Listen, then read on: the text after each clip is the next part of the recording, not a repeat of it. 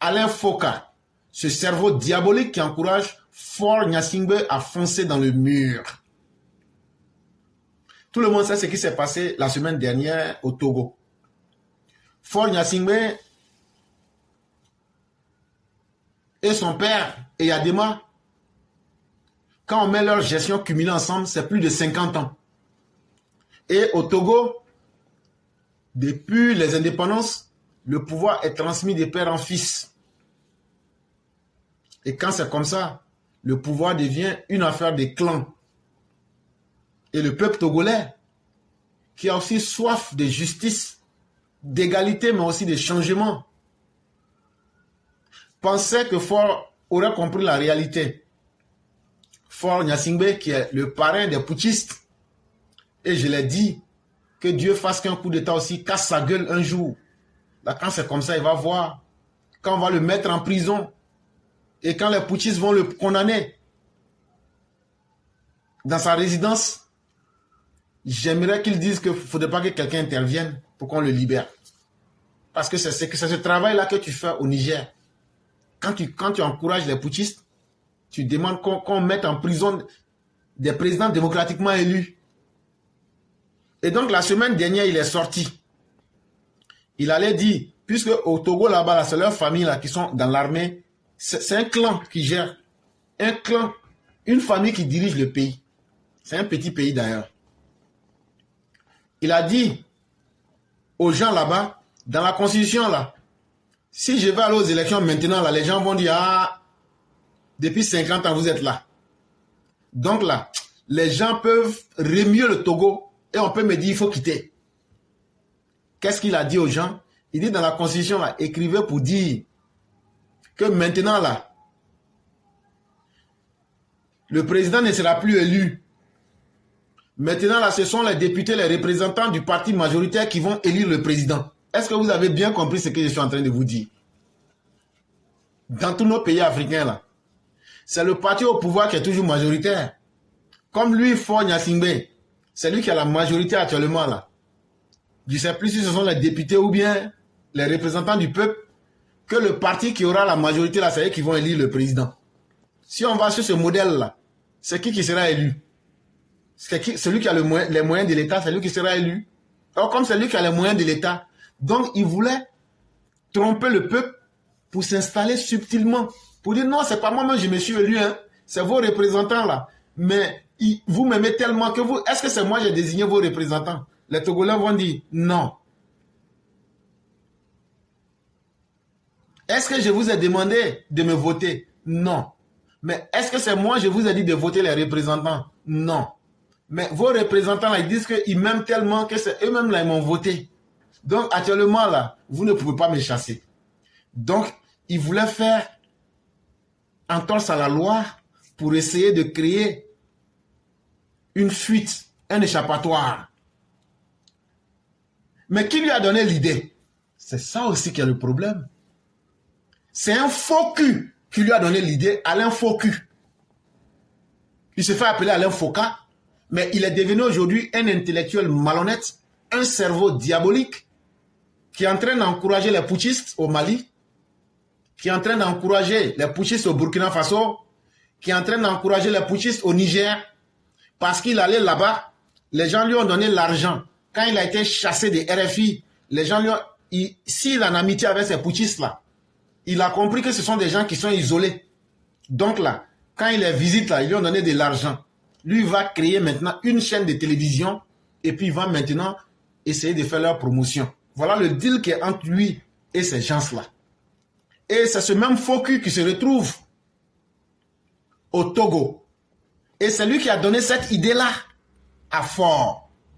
Mais quand Faure a mis cette idée en place, les Togolais sont sortis. Et on dit non. Et voici ce que Alain Foka disait ici, il n'y a pas si longtemps, dans Médiatude, qui est un journal camerounais. Je sais que tous les Camerounais, enfin, ceux qui s'agitent sur les réseaux sociaux, voudraient que je parle de ce qui se passe ici au Cameroun. Moi, je suis journaliste. Je ne suis pas militant ou autre. Ce qui se passe ici au Cameroun, m'attriste évidemment en tant que Camerounais. Mais ça ne m'éloigne pas de mon métier de journaliste. Je dis les choses. Je dirai toujours les choses. Mais prendre parti, je n'ai pas envie de prendre parti. Si on veut que je dise qu'il y a une mauvaise gouvernance, on ne m'a pas attendu pour dire cela. C'est un fait. Tout le monde le voit. Si on dit que les choses vont mal, c'est un fait. Est-ce qu'on a besoin que Alain Foka le dise pour que ça change quelque chose? Je ne crois pas. Maintenant, si on veut que les gens débattent, je cherche à faire débattre des gens sur mon antenne autant que je peux. Le pays où c'est le plus difficile d'organiser un débat, c'est le Cameroun. Bon. Tout ce qu'il a dit là, tout ça là c'est long. On lui a dit, Alain Foka, tu as la grosse gueule, tu as la forte gueule, mais pourquoi tu parles jamais du Cameroun? Il dit, dans le pays des papas en Nkoukouma, tout le monde sait comment c'est. Je peux parler des autres, mais je ne peux pas parler moi-même en tant que Camerounais du Cameroun. Mais si le pays est bien dirigé, mais c'est mal dirigé, là, tout le monde sait que le Cameroun est mal dirigé. Mais moi, Alain Foka, là, il n'y a personne qui va manger son piment dans ma bouche. En d'autres termes, lui, Alain Foka, là, sa bouche est pleine dans la politique des autres. C'est lui qui connaît toute la vie politique des autres. Mais il n'est pas capable de connaître et même de parler de la vie politique du Cameroun. À travers ce qu'Alain Foka venait de dire, il venait de démontrer qu'il était un individu extrêmement malhonnête, un individu toxique et un individu qui est incapable de s'assumer intellectuellement. Parce que pour être un précepteur de la morale, pour être quelqu'un qui veut être un modèle, tu commences ça d'abord chez toi. C'est de la malhonnêteté intellectuelle à l'état pur. Et il y a quelqu'un qui me disait ça, que le Camerounais, plus il vieillit, plus il devient malhonnête. Et le Camerounais aime profiter du malheur des autres pour toujours réaliser son bonheur. C'est pourquoi vous verrez au Cameroun, ils aiment se faire du mal entre eux. Parce qu'ils se disent, c'est en faisant du mal à l'autre que lui va prospérer. Et c'est le Camerounais typique qui est là comme ça. Et dans ce cas, Alain Foka fait, en allant conseiller et prendre de l'argent avec des désespérés comme les putschistes, et en se mettant comme conseiller officieux de Fort Yacimbe, voilà les résultats qui sont en face de vous. Mais il n'aura jamais le courage même de dire à Paul Biya, qui depuis 1982 est au pouvoir, il dit que non, lui ne peut pas parler du Cameroun. Mais si tu ne peux pas parler du Cameroun, qu'est-ce qui te donne la force de parler des autres? Voilà comment Alain Foka répondait sur ABK Radio le 15 août 2019. Lors de son séjour dans son pays natal qu'est le Cameroun, aux nombreuses critiques qui lui sont faites par ses compatriotes au sujet de son silence sur l'actualité sociopolitique du Cameroun. L'individu Alain Foka que vous voyez là, il dit non, quand les gens viennent, lui, il les fait débattre. Il les met en confrontation. Est-ce que tu as une fois donné la parole aux Camerounais, qu'ils soient à l'extérieur, pour qu'ils puissent venir débattre? Jamais. Et il ne va jamais accepter. En réalité, là, le Cameroun est un des pays les plus arriérés de l'Afrique. Le Cameroun est un des pays des plus moyenâgeux, ténébreux de l'Afrique. Mais eux veulent cacher tout le retard et le désespoir humain qu'ils sont. Et c'est eux qui veulent tromper les autres pour qu'on essaye d'oublier les lacunes que le Cameroun représente. 4 ans après cette interview, le 17 octobre 2023, le franco-camerounais Alain Foka annonce son départ de la radio France Internationale et crée son fameux projet Mansa, à la tête duquel il souhaite, selon ses propres termes, apporter sa pierre à la renaissance de l'Afrique. Alain Foka, il faut dire aux gens que tu as été chassé d'RFI. Soyons clairs, disons les choses comme il faut. Tu as été chassé. Parce que chaque organe de presse a une ligne éditoriale là. C'est-à-dire, quelle que soit l'ouverture d'esprit que quelqu'un a là, en fonction de parler, il y a une ligne globale. C'est ce qu'on appelle la ligne éditoriale. Vous n'allez jamais voir le journal, le patriote du RHDP faire les éloges du FPI, PPACI. Ce n'est pas possible. Est-ce que vous allez voir un journal du PDCI aujourd'hui en 2024 féliciter Alassane Ouattara et parler contre leurs intérêts? Non. Et donc RFI là, c'est une radio d'État. C'est une radio de l'État français. Et donc là, on n'a pas besoin de dire ça à quelqu'un. À la fin de la journée là, ils sont là pour défendre les intérêts de la France. Et donc la ligne éditoriale là, c'est pour les intérêts de la France. Depuis un certain moment, qu'ils t'ont vu flirter avec les djihadistes au Mali, Burkina, Niger là, ils t'ont appelé, t'ont dit, ce que tu es en train de faire là, non, on ne peut pas toi t'avoir donné la nationalité française. Et puis te permettre d'être dans un service de l'État français. Et tu vas être là, en train de faire du double jeu. Tu as deux choix. Soit tu t'en vas et on te laisse partir, ou bien on te chasse. Et comme l'individu avait déjà profité, il avait convaincu les djihadistes du désert que lui, il va être leur porte-parole. Et il va essayer d'apporter une ligne contraire pour faire la promotion de leurs idées saugrenues et lugubres. Ceux-ci ont mis à la disposition dans leur FOCA des moyens financiers dont on prive le peuple du Mali, du Burkina. Aujourd'hui, Assimi, Tiani et Ibrahim disent qu'ils n'ont rien pour aider le peuple de ces pays-là. Mais en sous-main, ils ont de l'argent à remettre à la guêpe. Ils ont de l'argent à remettre à Franklin Nyamsi. Ils ont de l'argent à remettre à Sorogium. Ils ont de l'argent à remettre à Alain Foka. Et donc, ils lui ont dit, nous on va t'utiliser comme un renfort pour aider les panafricains que sont les Franklin Nyamsi, pour aider les Kémy Seba. En réalité, tu vas faire le travail de la Russie. Et donc, on va te financer. Et la radio que tu vas, la télévision que tu vas créer là, on va donner un nom, Mandenka. On va appeler ça Mansa TV ou télévision Mansa, la télévision des rois. Eux sont encore congelés dans le 13e ou 12e siècle. Et donc, tellement ils ont tout décidé, même le nom de la télévision là, ce sont les Assimi Goïta là qui ont décidé de donner ça.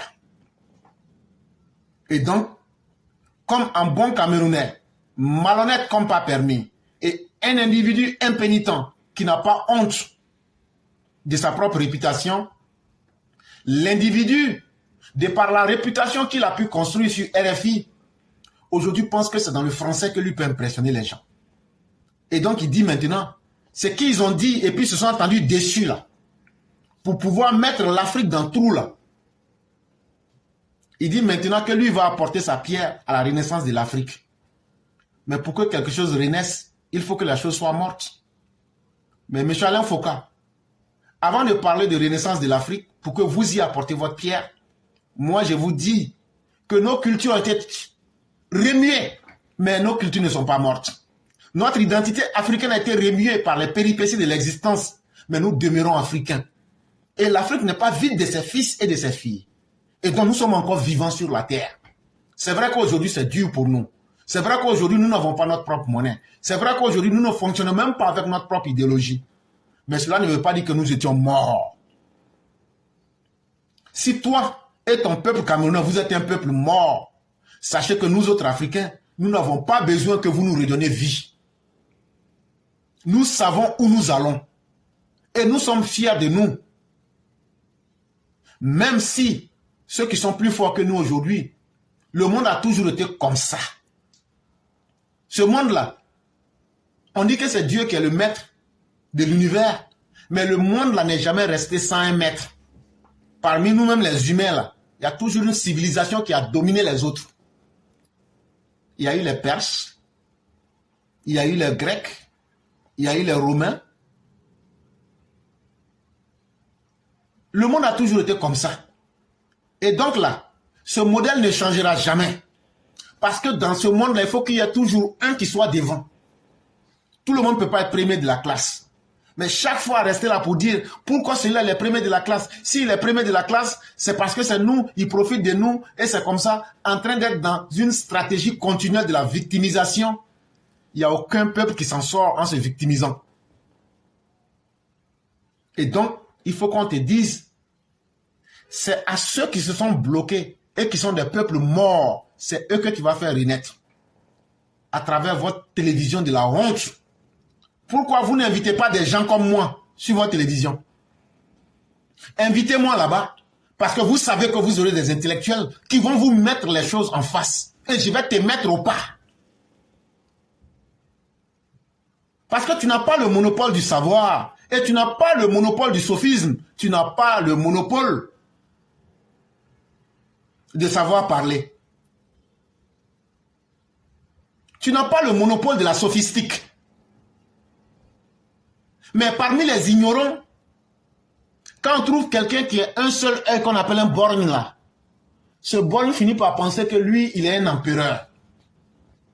C'est pourquoi vous dites Mansa TV. Effectivement, tu es le Mansa parmi les aveugles.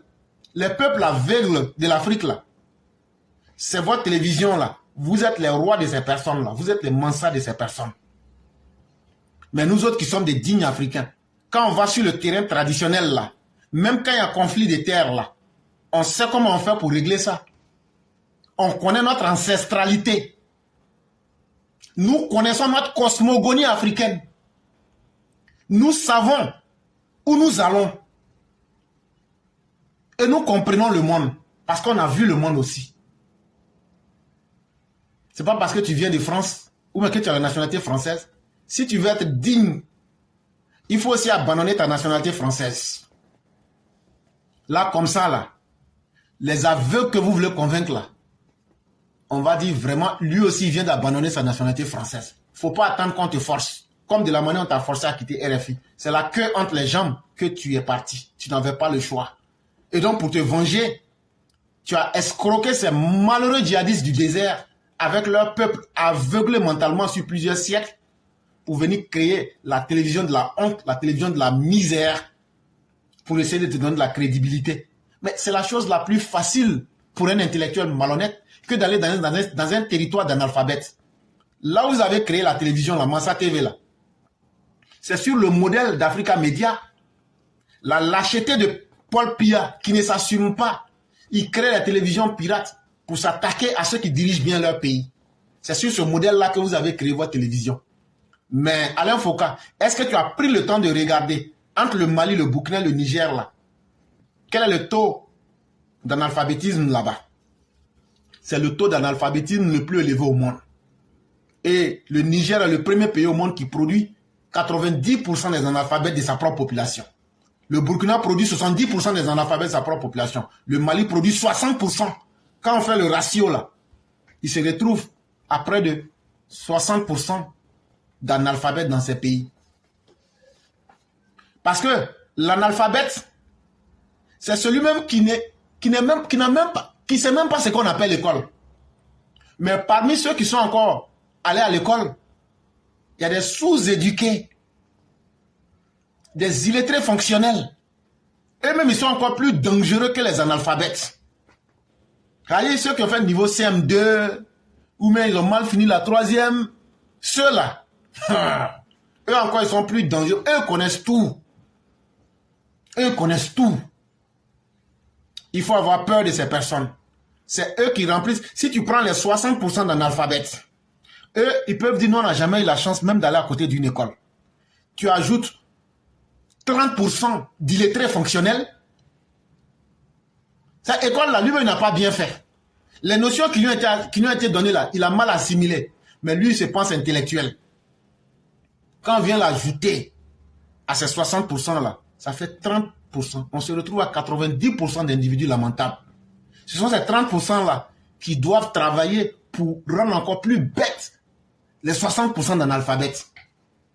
C'est totalement normal que dans un tel environnement, un cerveau malhonnête, un individu aussi lamentable et pitoyable que toi, Alain Foucault, que j'appelle ici un faux cul, c'est là-bas que tu peux prospérer. Mais si tu es vraiment un garçon, pourquoi tu n'abordes pas des questions avec des Camerounais qui pensent différemment? Pourquoi tu n'acceptes pas de prendre des gens comme moi pour dire venons faire un débat sans état d'âme? Tu sais qu'intellectuellement tu ne tiendrais pas. Tu sais qu'on va monter ta malhonnêteté en face du monde. Tu sais qu'on va te faire un procès sans état d'âme pour te dire qui tu es véritablement. Et donc, tu ne peux prospérer qu'au royaume des aveugles. Toi, le borgne, qui ne voit son intérêt que là où il peut se faire un peu d'argent. En réalité, c'est parmi les morts que tu peux prospérer. Et Alain Foucault n'avait trouvé aucun pays sur le continent noir, pas même son pays d'origine, le Cameroun, handicapé par une gestion calamiteuse de Paul Biya pour s'installer. Il n'avait trouvé autre pays que le Togo, ce petit pays de l'Afrique de l'Ouest, ballotté par d'interminables problèmes sociopolitiques depuis plus d'un demi-siècle.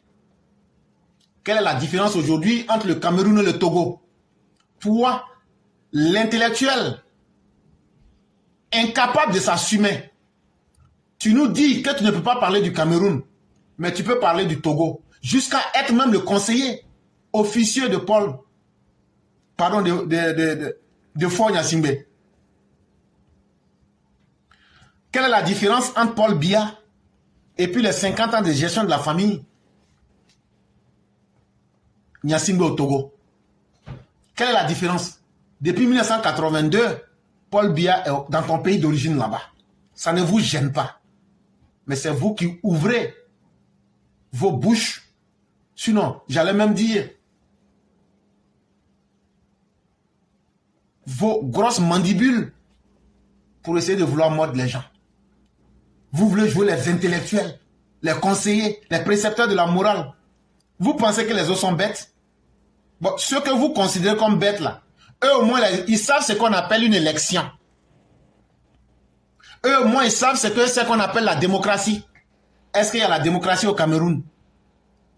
Et donc, c'est cette même carence de démocratie depuis 1982 là, le temps que ça fait jusqu'en 2024 là, c'est le même modèle qu'au Togo.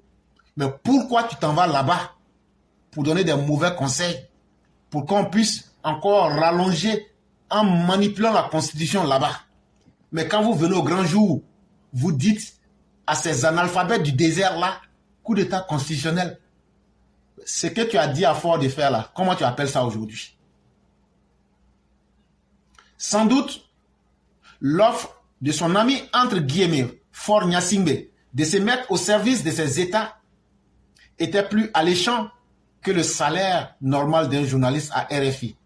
Surtout que son nouvel employeur, le président de fait du Togo, Faure Gnassingbé Eyadema, dirige son pays comme une épicerie familiale, où il n'a de compte à rendre à personne, disposant même du droit de liberté, de vie ou de mort sur ses concitoyens. Voilà des endroits qui plaisent aux Camerounais. Parce que tu ne peux pas aller en Côte d'Ivoire avec la liberté d'esprit que les uns et les autres ont. Tu ne peux pas aller là-bas. C'est des États en défaillance, des États en décrépitude, des États en pourriture. C'est dans ces États-là que vous pouvez prospérer.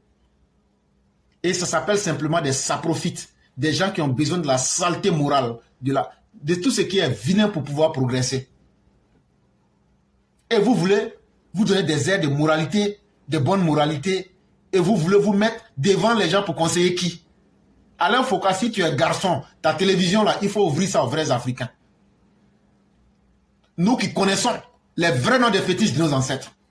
Nous qui connaissons comment notre tradition fonctionne. Nous qui connaissons comment l'Occident fonctionne.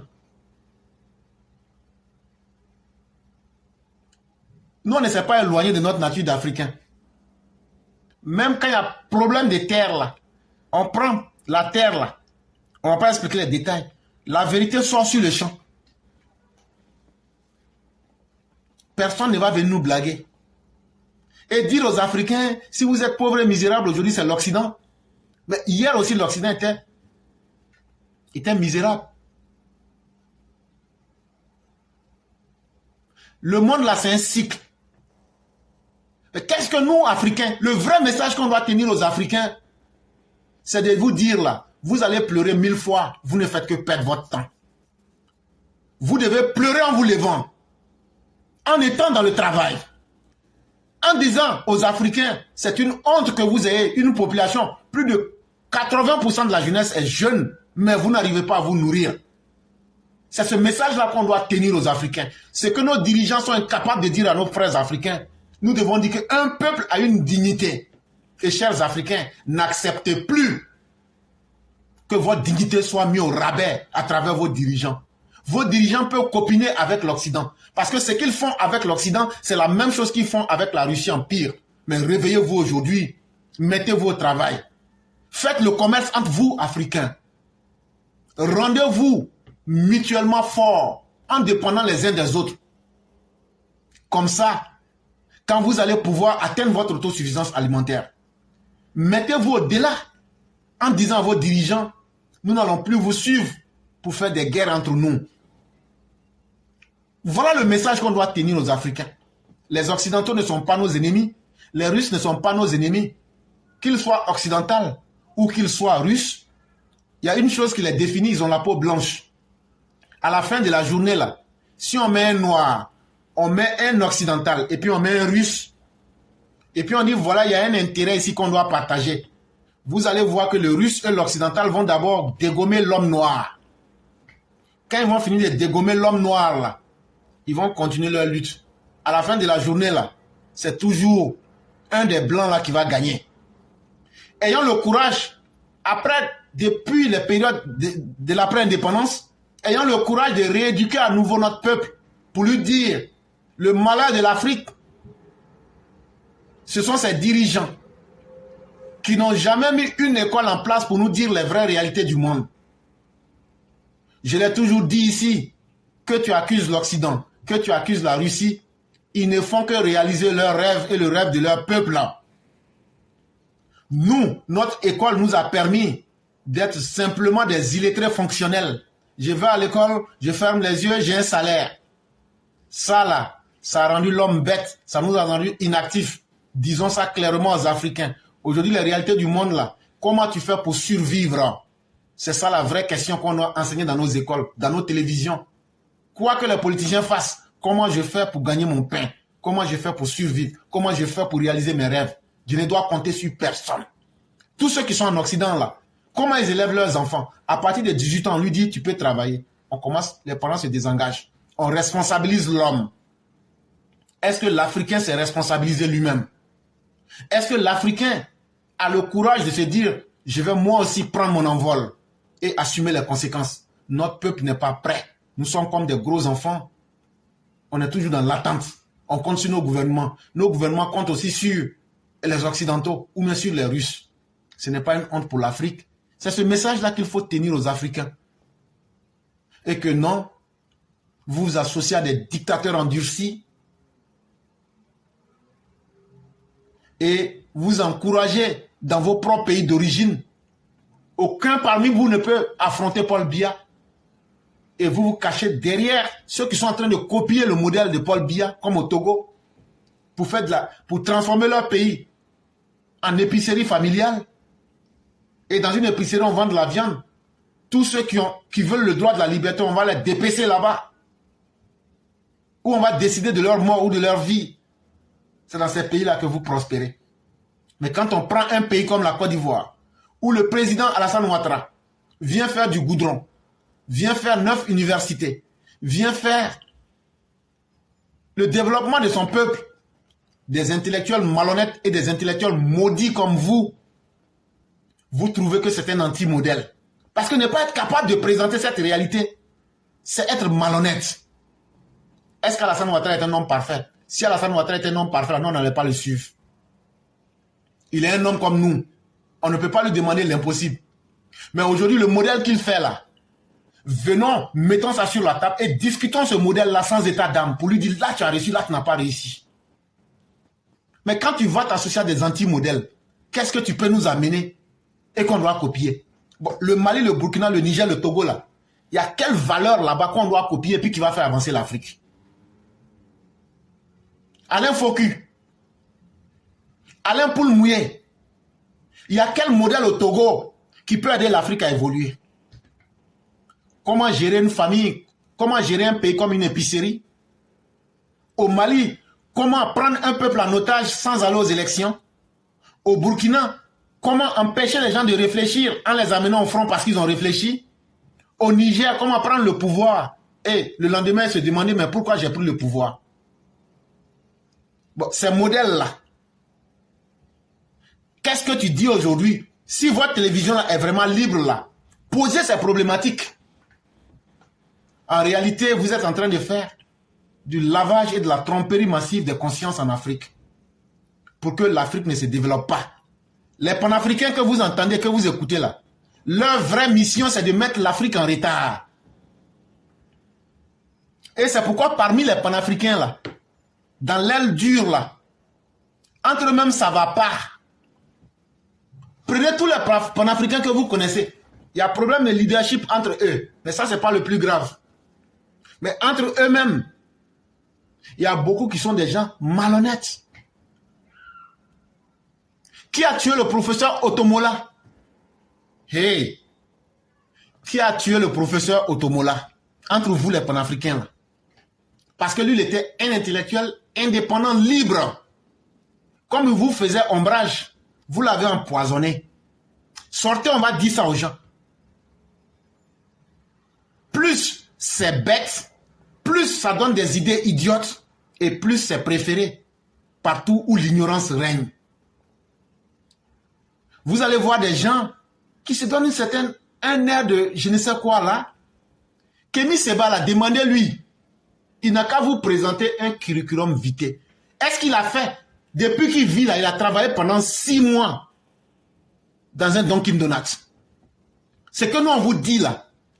Toi le paysan qui est à Waïgouya, toi le paysan qui est à Kaya, toi le paysan qui est au Mali, toi le paysan qui est à Bougouni, toi le paysan qui est à Loloni. Tu es mieux que ces personnes-là parce que toi tu as un métier. Tu as la connaissance de la terre. Tu as pratiqué ça. Mais tous ceux qui sont des panafricains là, aujourd'hui ce sont des gens qui n'ont jamais travaillé. Kémy Séba là, c'était un ancien vendeur de drogue. Ce sont des gens qui n'ont jamais travaillé. C'est eux qui doivent vous conseiller. Des gens comme les Alain Foka, qui au soir de leur vie, ils s'associent à des gens malhonnêtes. On leur dit, mais où vous voulez nous amener?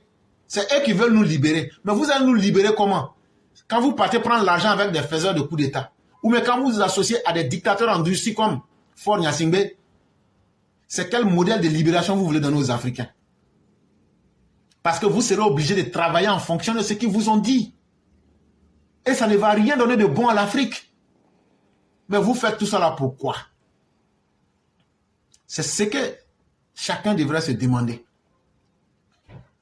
Alain Foka peut-il avoir un meilleur endroit que le Togo pour s'enrichir rapidement et narguer impunément les populations autochtones en contribuant à rallonger leur calvaire? C'est qu'on a dit là-haut. Alain Foku. Aujourd'hui, la forfaiture que tu as voulu imposer là-bas, là, ça va rallonger la douleur des peuples africains ou bien ça ne va pas rallonger? Vous dites que vous voulez la rotation des pouvoirs, qu'un président ne doit pas faire 7 mandats. Votre Vladimir Poutine, il a son 6e mandat maintenant. Paul Biya est à son 8e mandat. Faure Gnassingbé est à son 4e mandat. Assimi, là, lui, il a pris le pouvoir par brigandage. Il dit qu'il n'y a plus d'élection. Actuellement, il va faire 3e coup d'État. Ibrahim Traoré, même chose. Finalement, là, est-ce qu'on peut obtenir quelque chose et son contraire? Vous dites que vous n'aimez pas les longs mandats. Mais ceux qui vous financent, eux-mêmes sont des dictateurs qui ont fait 8-9 mandats. Vladimir Poutine, Faure Gnassingbé, ici j'ai donné son nom, et des gens même, eux disent on n'organise même pas élection. Mais finalement, pourquoi ceux qui organisent au moins des élections, et où les opposants sont incapables de venir compétir parce qu'ils ils n'ont pas de bilan, ils n'ont pas de programme de campagne. Vous vous attaquez à ces modèles-là. Et à ces modèles auxquels vous vous attaquez, eux ils font du goudron, ils construisent des hôpitaux, ils font des universités. Mais votre intention, elle est mauvaise et tout le monde voit ça. Vous ne vous attaquez pas au dictateur Paul Biya. Vous ne vous attaquez pas au dictateur Faure Eyadema. Vous ne vous attaquez pas aux putschistes. Parce que vous gagnez de l'argent avec eux pour vous enrichir rapidement. Mais en faisant ça, vous contribuez à rendre le peuple plus bête. Mais vous augmentez la souffrance du peuple. Mais votre stratégie, pour réussir, il faut s'attaquer à ceux qui font du travail pour leur peuple, comme Alassane Ouattara. Le 14 février 2024, évoquant le rôle obscur et surtout dangereux du truand camerounais, Alain Foka, autour de Faure Gnassingbé, nous nous adressions à lui dans un article dans le journal Liberté en ces termes. Et donc, tellement il est un truand, un fémon, un dangereux individu, un 419, comment on va appeler ça? Un malfaiteur. Il y a un journal du Togo qui a appelé Alain Foka. Ce journal-là s'appelle Liberté, le 14 février 2024. Voici ce que ce journal du Togo lui disait. Nous voulons rappeler à l'ancien journaliste à RFI que des intelligences dangereuses, pernicieuses et hostiles au peuple togolais. Il y en a déjà plusieurs autour du président de fait du Togo. Des intelligences diaboliques autour de la présidence togolaise, capables de démontrer que 1 plus 1 n'est pas forcément 2 et que le soleil au Togo ne se couche pas à l'ouest. Et ces personnes font voir de toutes les couleurs aux Togolais depuis des décennies. C'est pourquoi nous disons non à ce mercenaire de la plume nommé Alain Foka. Monsieur Alain Foka, le malsain plan qui se cache derrière votre panafricanisme, entre guillemets, et derrière votre manchin dénommé Mansa, est mis à nu. Et sachez que les grandes sommes d'argent qui vous sont versées et qui vous servent à mener une vie de pacha sont volées aux populations togolaises qui végètent dans une misère indescriptible. Voilà les panafricains. Hey, toi le jeune de Bamako, quand Kémy Seba vient te dire là que le modèle de développement, c'est que toi tu sois dans le noir, est-ce que lui, quand il est dans son pays, là, il est dans le noir? Il faut te poser cette question. Il dit que vous, là, continuez à vivre comme à l'époque de Sunata Keïta, alors que nous sommes au 21e siècle. Mais lui, il prend 400 000 € avec les Russes, lui avec les Nathalie Niam. Ils ont des comptes cachés. Eux qui vous aiment là, ils n'ont jamais apporté même une pompe villageoise. Eux qui vous aiment là, ils n'ont jamais dit aux jeunes Africains d'aller travailler. Parce qu'eux-mêmes là, on va leur demander, mais toi tu as fait quel travail pour bénéficier de ton expérience? Ils ne peuvent jamais vous dire d'aller travailler. Et donc, Alain Foku, aujourd'hui, profite du fait qu'il a été à RFI pour aller blaguer tous les idiots. Mais ici, le journal Liberté du Togo te pose la question, Alain Foka. Toi qui es prêt à démontrer que le soleil peut se lever au nord et se coucher à l'ouest, ou même au centre, c'est le Camerounais typique qui est là. Aujourd'hui, là, même si tu es incapable de parler des malheurs de ton propre peuple, mais pourquoi venir allonger, toi, l'intellectuel incapable, l'intellectuel diabolique, l'intellectuel puant, l'intellectuel pernicieux, l'intellectuel dangereux, l'intellectuel toxique que tu es, toi, Alain Foka. Si tu veux, tu poses plainte contre moi. Ceux qui ont peur de toi, là, Alain Foka, si tu entends cette vidéo, il faut poser plainte contre moi. Individu malsain que tu es. Tu es un mercenaire. Un individu sans foi ni loi. Qui n'est rien d'autre qu'un mercenaire. Parce qu'un mercenaire, il vend son service au plus offrant. Demain, là, si tu trouves mieux que ces pantins du désert, ces lamentins baveux du Sahel et ce dictateur impénitent, ce potentat du Togo qui est devenu un travesti entre ceux qui sont dans la légalité et ceux qui veulent un pouvoir à vie, toi et ce pantin du Togo, vous êtes devenus aujourd'hui des travestis mal inspirés. Et toi, Alain Foku, tu prends des fortes sommes dans ces pays de la misère et tu ne te dis pas que ceux qui sont là-bas, les populations togolaises, les populations maliennes, les populations burkinabè, les populations du Niger, va dans ces pays-là, regarde comment les populations vivent. Regarde la misère dans les hôpitaux, il n'y a même pas de comprimés, il n'y a pas d'aspirine. Un vrai Africain, c'est celui qui sait construire des hôpitaux comme Alassane Ouattara. Un vrai panafricain, c'est celui qui sait mettre des routes entre les capitales de nos différents pays comme Alassane Ouattara. Un vrai panafricain, c'est celui qui dit, essayons d'ajouter un peu plus. C'est quand on est vivant que demain nous ferons l'histoire. Et donc là, pour ceux qui vont faire notre histoire demain là, qu'est-ce que nous ajoutons? Quand vous-même vous regardez ce que vous faites là, ça ajoute quoi à l'Afrique? Et ça va ajouter quoi à l'Afrique? Parce qu'on sait que ça ne va aller nulle part. L'Occident a toujours fonctionné comme ça.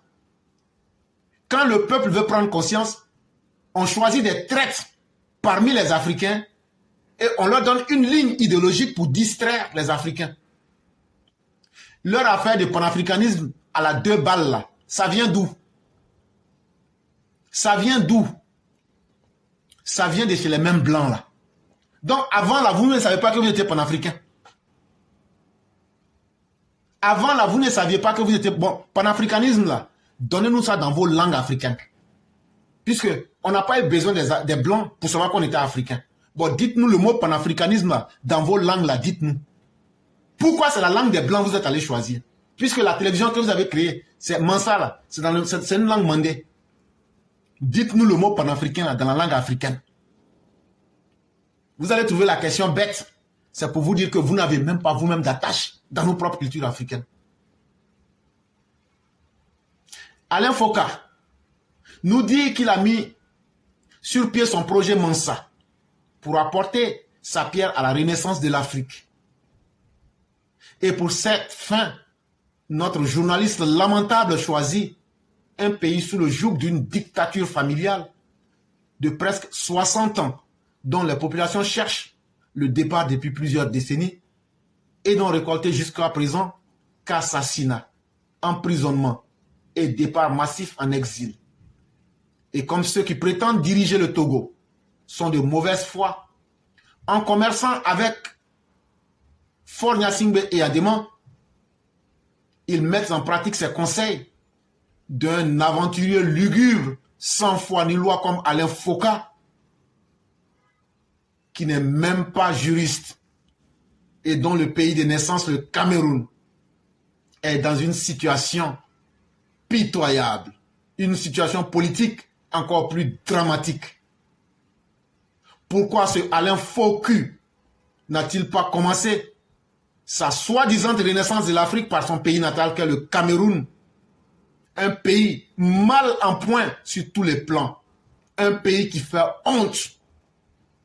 Aujourd'hui, nous comprenons bien que le départ de RFI du journaliste camerounais Alain Foku n'était pas le fruit du hasard. C'est bien avec ses amis comme Faure Gnassingbé, Assimi Goïta, Ibrahim Traoré et Tiani qu'il a quitté avec des promesses d'une vie de prince auprès de ceux-ci, en se plaçant au Togo et surtout pour utiliser les balivernes que ces désespérés et ces dictateurs en herbe racontent comme argument pour faire changer la constitution togolaise par une assemblée nationale aux ordres. Nous, on va vous mettre en pièces. Il y a des gens qui étaient là. Pourquoi tu ne parles pas d'Alain? J'avais déjà parlé de lui avant. Mais c'est des gens qui sont tellement inutiles qu'on se dit souvent là, il faut les laisser. Nous, on préfère dire ce qui peut élever le peuple plutôt que de parler des individus lamentables. Et Alain Foka, je vais te dire ceci, Matthieu 7. On ne donne pas ce qui est sacré à un chien. Des chiens comme vous, Alain Foka, vous ne méritez pas de parler de l'Afrique. L'Afrique, c'est sacré. À partir de nos cosmogonies, l'Africain n'est pas n'importe quoi. Si au Cameroun, vous êtes des n'importe quoi, ne parlez pas au nom de n'importe qui. Parce que le Cameroun fait honte. Et c'est vos comportements de honte que vous prenez. Et vous voulez jouer les moralisateurs. Nous autres, on ne va jamais accepter ça. Et regardez, vous partez profiter de la misère des gens. Tu es le conseiller des forts. Tu lui as dit, comme l'Assemblée nationale là, tu les manipules sans ordre là. Il faut dire maintenant, c'est l'Assemblée nationale qui va voter le président. Mais ce que le peuple du Togo lui a montré, là, il a vite compris. L'individu indigne vient dire qu'on va faire une relecture. Comment c'est que tu as écrit là? On lit ça. Tu dis non, non, non, on va faire une relecture. Le premier ministre est là, Moussa Bakayoko. Le texte qui est écrit là, Ford dit qu'il va faire une relecture. C'est-à-dire qu'il va avaler son propre caca en disant non, c'est pas ce qu'on avait dit. Alors que c'est ce que vous voulez faire. Quand le peuple du Togo veut se réveiller, vous l'assassinez. Quand le peuple du Togo veut se réveiller, vous le mettez dans la difficulté.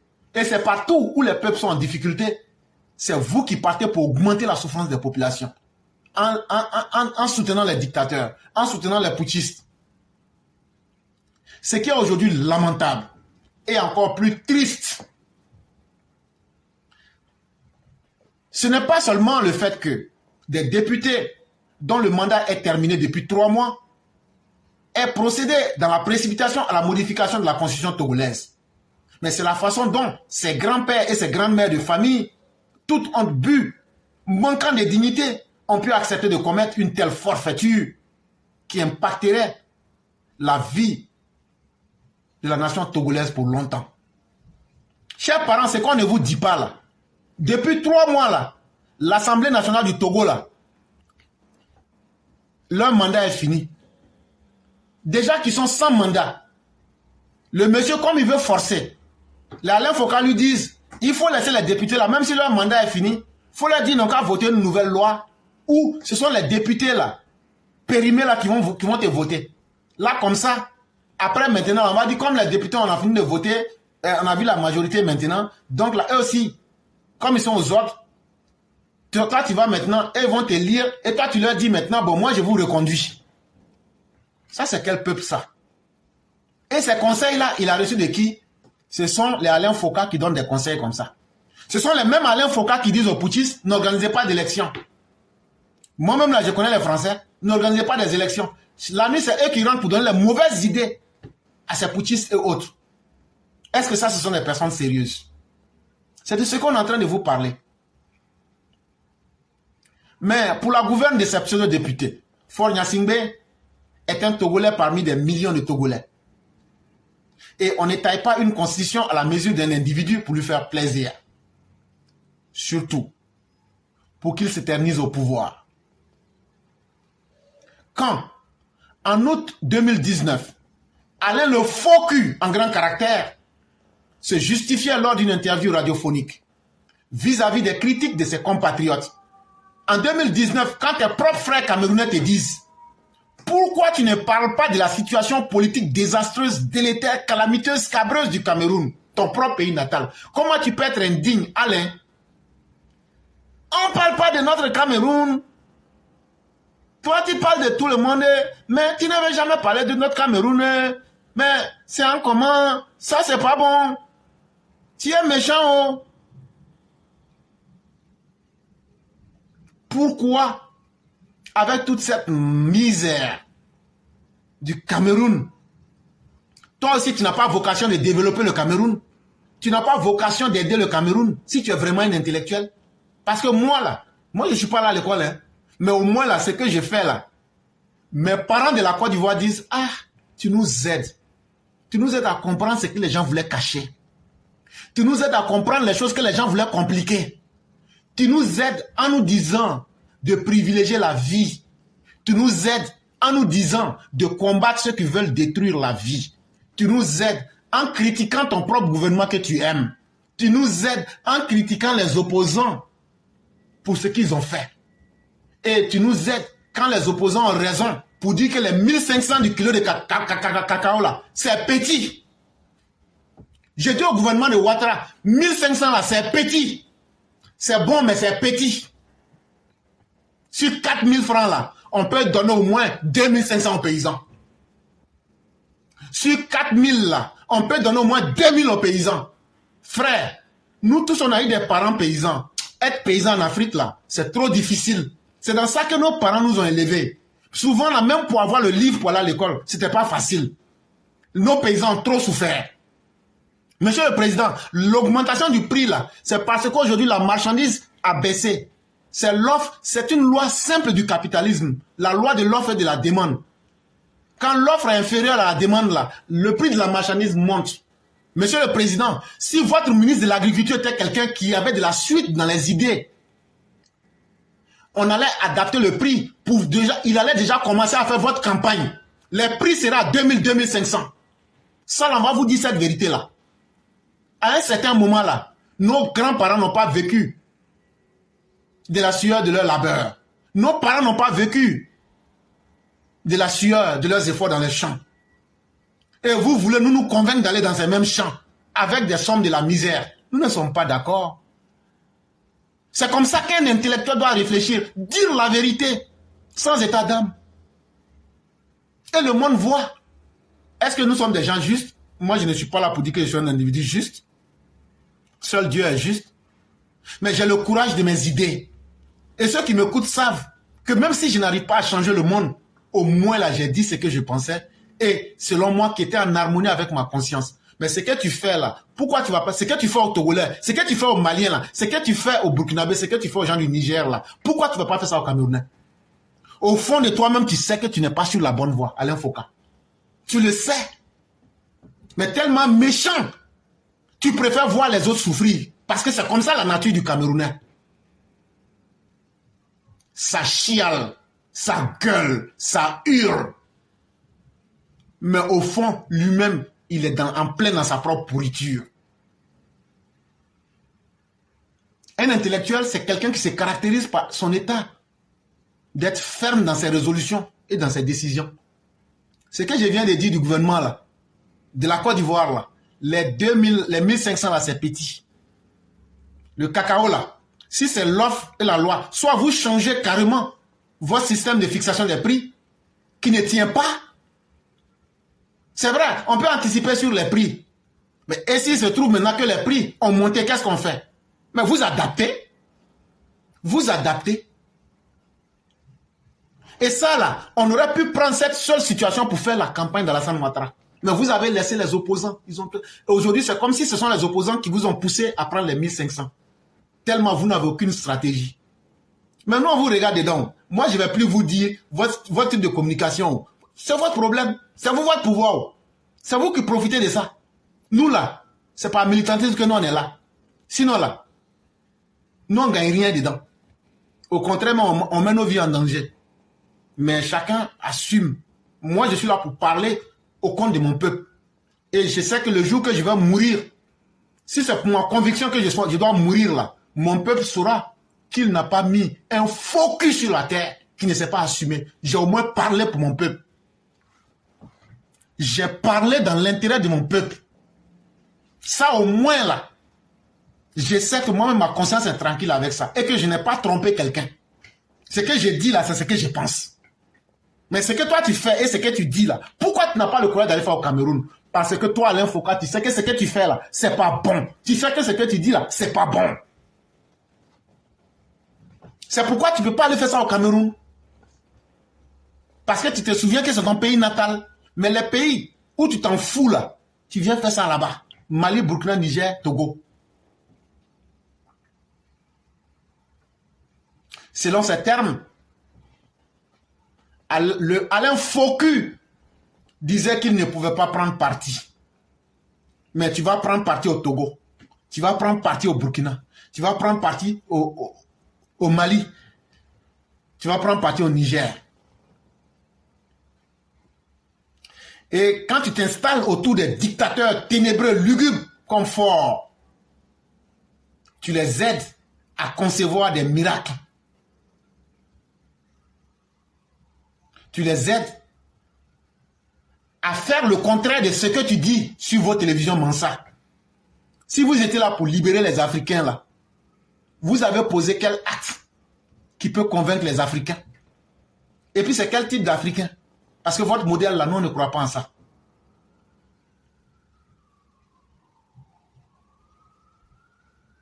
Et donc, comme tu es devenu un militant de la cause panafricaine, toi, tu dis que tu es intellectuel, mais en même temps, tu dis que tu es panafricain. Mais dès que tu dis que tu es panafricain, ça veut dire que tu es militant d'une cause. Et c'est au nom de ce même panafricanisme d'opérette que tu soutiens une fausse cause auprès d'un régime dictatorial qui est là depuis pratiquement 60 ans au Togo, contre les populations maltraitées, martyrisées, humiliées du Togo depuis plus d'un demi-siècle. Est-ce que tu te souviens de ça? Est-ce que la pitié, tu ne prouves pas de la pitié face à la souffrance de quelqu'un? Depuis 50 ans, la famille Gnassingbé est en train de torturer les Togolais. Ça ne te fait pas pitié? Ah non, je me trompe. Comme aussi la même chose, c'est pas dans ton pays, tu veux te venger aussi sur les autres. Alain, faux cul. Est-ce que c'est pas une manière pour toi de te venger sur les Maliens, les Burkinabés? Parce que c'est ce que Paul Biya vous fait dans votre pays. Et aujourd'hui, non seulement Alain Faucu ne parle jamais des drames du Cameroun, des drames politiques, vient nous expliquer comment le journaliste, dont j'oublie le nom ici pour l'instant, comment il a été découpé en petits morceaux. Pour simplement avoir dit que le Cameroun se porte mal. Un journaliste a été découpé en petits morceaux. Mais vous n'en parlez pas. Est-ce qu'il y a un dictateur qui est pire que Paul Biya aujourd'hui? Paul Mvondon Biya, il est la race la pire des dictateurs qu'on puisse avoir. Mais ça ne vous vient pas à l'idée d'interpeller le peuple. Non seulement vous vous haïssez vous-même, mais vous projetez cette haine-là sur les autres. Hey, pour aimer tout le monde, il faut s'aimer soi-même d'abord. Moi, le message que je dis là, c'est d'abord pour les Ivoiriens. Après, si ça peut arranger les autres, tant mieux.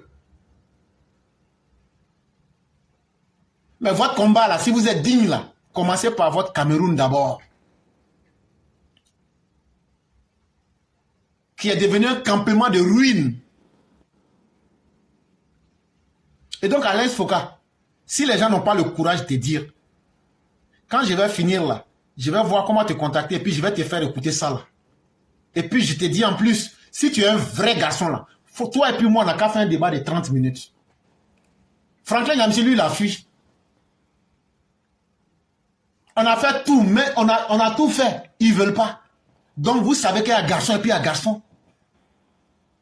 Ah donc, vos vieux français que vous utilisez dans les livres pourris là, vous savez qu'il y a des vrais garçons qui sont là. Mais on est sortis, on ne va pas vous laisser. Franklin Nyamsi, que vous... Aujourd'hui, on a tout fait. Il dit, lui, il ne fait pas débat avec nous. Abdoul Niang du Mali, il nous connaît. On est venu, on est prêt. Et on ne va pas vous laisser distraire le peuple africain. Des comme vous, Alain Foka, des comme vous, comme les Nathalie Jam, des comme vous, comme les Kémy Seba, vous n'êtes que des malhonnêtes. Vous êtes dans du banditisme intellectuel, dans de la truanderie intellectuelle. C'est ce que vous êtes. Et comme on le dit, ceux qui se ressemblent sont forcément ceux qui s'assemblent. Les oiseaux de même plumage, là, c'est eux qui volent ensemble. Il s'appelait Martinez Zogo, le journaliste que vous avez abattu. Et pour votre gouverne, j'ai les détails sur sa mort. Et ça ne vous choque pas. Vous, journalistes, votre collègue est tué, mais vous n'avez pas la gueule pour en parler. Ne serait-ce que par solidarité pour la vie, même si ce n'est même pas une solidarité corporative. Ça ne vous interpelle pas. Ah, toi, tu ne veux pas mourir au Cameroun, tu ne parles pas du Cameroun. Mais tu t'en vas chez les autres pour créer le chaos là-bas. Comment on appelle ce genre d'individu? Toi, tu ne veux pas mourir, mais tu t'en vas là-bas pour créer les mêmes ingrédients du chaos chez les autres. Et comme eux aussi sont bêtes comme des moutons du désert, des ânes aux oreilles coupées aux dents carriées du Burkina Faso, et ils sont là, et on vient leur dire non, vous méritez de vivre dans le noir. Vous méritez que les djihadistes violent vos femmes. Vous méritez que vous soyez martyrisés. Eux aussi disent, oui, c'est vrai. Merci, merci. Bande de moutons affamés du désert que vous êtes. À voir comment les choses se passent, tout le monde peut constater que Alain Foku est fort, le dictateur de Gnassingbé, entre parfaitement dans ce schéma des dictateurs et des aventuriers sans vergogne qui profitent du soi-disant panafricanisme à la mode pour arriver à leur fin personnelle.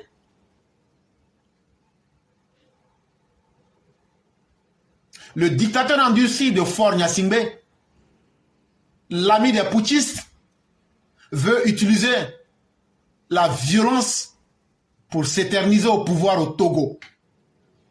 Et le lamentable individu qu'est Alain Foku, lui veut s'enrichir rapidement et impunément dans le désordre sur le dos du pauvre peuple togolais, du pauvre peuple malien, du pauvre peuple burkinabé, du pauvre peuple nigérien. Ces peuples qui tirent le diable par la queue depuis trop longtemps à cause des gouvernants inhumains. Revenons au coup de force constitutionnel fomenté par Faure Gnassingbé et Adéman pour rester roi au Togo de façon éternelle et dont la main maléfique de notre escroc de journaliste, le Féman Alain Foku, n'est pas loin. Nous disons que le président autoproclamé est un président dépassé et périmé comme Faure Gnassingbé a dépassé les bornes en humiliant encore une fois de plus ses compatriotes et que Alain Foku aura misé sur un mauvais cheval, son aventure togolaise qui risque de lui glisser entre les doigts.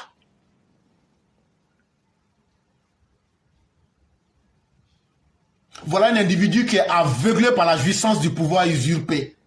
Un Faure Gnassingbé est un individu lamentable qui a du mal à ce que des présidents élus comme Alassane Ouattara, comme Mahamadou, comment il s'appelle déjà, celui du Niger qui a été mis aux arrêts, ça vous fait mal. Donc il faut aller s'en coquiner avec des individus ratés des djihadistes qui sont à la tête des pouvoirs au Mali, au Burkina, dans le Sahel là-bas. Et donc, il faut trouver une minorité de députés périmés depuis 3 mois. Vous me votez. Après, maintenant, moi aussi, je vous relance et on continue. Et donc, ce que mon papa avait fait là, il faut essayer de changer un peu. Et on n'a qu'à faire ça vite. Et là, il prend pour conseiller ce faux journaliste, cet incapable intellectuel, un indigent intellectuel qui n'a de mérite que d'avoir été sur RFI. Être sur RFI là, ça ne veut pas dire que tu connais le monde. Hey, tu es un simple salarié. Moi, je suis aux États-Unis. Tu sais pour qui je travaille? Si je te dis là, tu vas attraper ta bouche. Mais ça ne fait pas de moi un individu important. Je ne serai important que quand ma position peut changer des vies. Moi, ma joie, c'est quand des gens me disent, ce que tu dis là, ça m'a aidé. Ce que tu dis là, vraiment, tu as plaidé pour notre cause. Quand tu vas dans mon inbox, les gens parlent. Souvent, même ça te fait froid dans le dos. Quand tu dis tu es intellectuel là, j'ai été journaliste à RFI, mais tu n'as rien apporté à l'Afrique. Mais aujourd'hui, tu te mets dans les entourages immédiats des dictateurs, des putschistes, des djihadistes, pour tromper encore le peuple africain. Ça, il faut que nous autres, nous sortions pour venir dire ça au monde entier. Il faut qu'on sorte pour dire aux Africains, des gens comme Alain Foka, ça fait la 2e fois que je fais des sorties contre lui. Mais si les garçons là, il n'a qu'à les poser plainte contre moi. Ou mais s'il est trop fâché là, qu'il est sûr que lui, ce qu'il fait bon là, il n'a qu'à aller faire ça au Cameroun.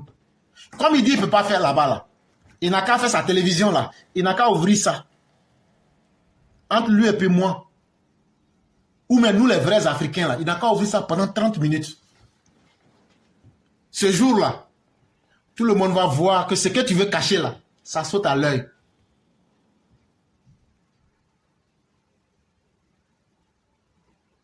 On ne peut pas accepter le désordre en Afrique parce que le peuple africain a trop souffert. Et des gens comme vous vont profiter impunément de la souffrance pour allonger la souffrance de ces peuples-là. Nous ne serons jamais d'accord. Et le renvoi à l'Assemblée nationale de la Constitution charcutée pour rélecture n'est qu'un subterfuge qui consiste à reculer pour mieux sauter. Et donc vous les Togolais là, vous dites bien, hein, la relecture qu'ils disent là, c'est faux. C'est pour vous mettre dans le pain, pour que vous vous calmez. Et puis ils vont trouver nos stratégies pour faire passer. Mais ils vont vous imposer fort Yasimbe. C'est la même stratégie. Ce qui est mieux pour vous là. Comme lui, il aime ceux qui font coup d'état là.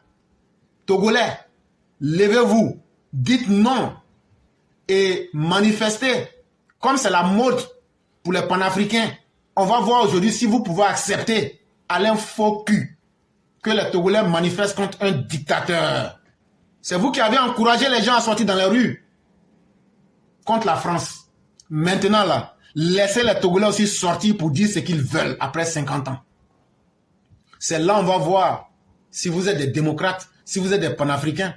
Et c'est là qu'on va découvrir que vous êtes là pour vos intérêts. Tout ce que vous voyez qui disent qu'ils sont panafricains là, ce sont des gens qui regardent où sont les peuples les plus bêtes et puis ils s'en vont réaliser leur mangement là-bas. Mais les Togolais disent de te dire qu'ils diront non et qu'ils n'ont besoin désormais que d'une seule chose. Que cette comédie de mauvais goût qui est réalisée depuis l'Assemblée nationale par des bénis oui-oui, des moutons de Panurge,